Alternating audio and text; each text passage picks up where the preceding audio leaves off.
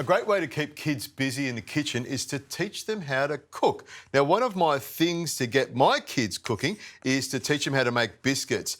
This is a great little biscuit you can teach your kids, which is really easy. They're Kingston biscuits. The first thing you start with is some butter that's nice and soft. Then you add some golden syrup and some brown sugar.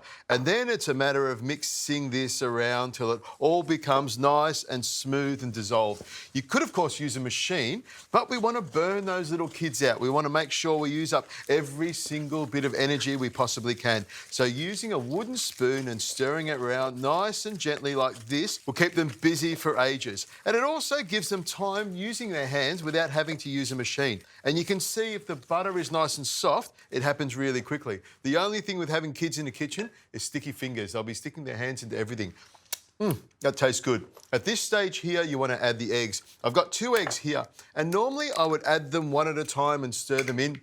But we're living on the edge here, and I want to get these biscuits into the oven as quick as I can, so I drop 2 eggs straight into the mixture.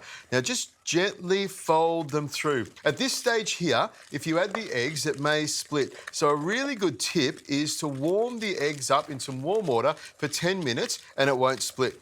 This batter hasn't split. All you need is a bit of elbow grease, and there's no worries at all. This is coming together beautifully. Now, at this stage, once I've got everything mixed together, I'll add some coconut in there and stir that around. You can see this mixture's coming together really quickly and easily, and with a stir of a spoon, it's starting to thicken up. Now, we need to add some flour, and I'm using some biscuit pastry and cake flour because it's nice and light and fluffy. These biscuits have got to be nice and soft and chewy, and this cake flour is perfect. I just like to sift it a little bit to make sure that I remove any lumps and to make the flour just that little bit lighter. And also you need some oats. I'm using some quick cooked oats, and I'll just use half a cup straight into the top here like this and pop that aside. And then it's a matter of just folding it through nice and gently till you get a nice biscuit dough. Takes a couple of minutes, and as I said, it will keep those kids very, very busy. Just wipe those little bits of dough off there and have a little taste. You've got to taste as you cook. I could eat it raw. You can see it rolls up into a lovely log in no time. Now move these things out of the way over here because we need a little bit of space. Bring this log back here.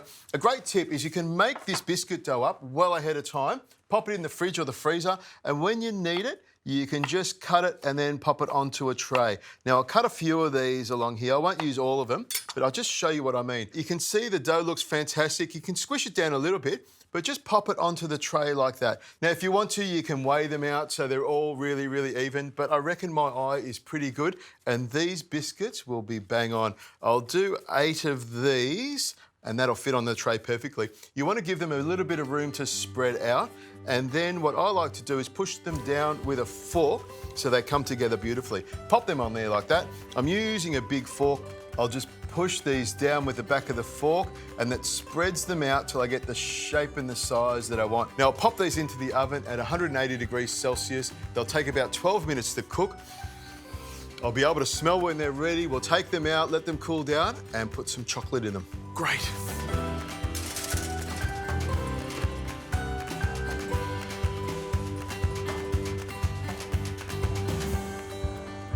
The biscuits are out of the oven, and I've let them cool down a little bit.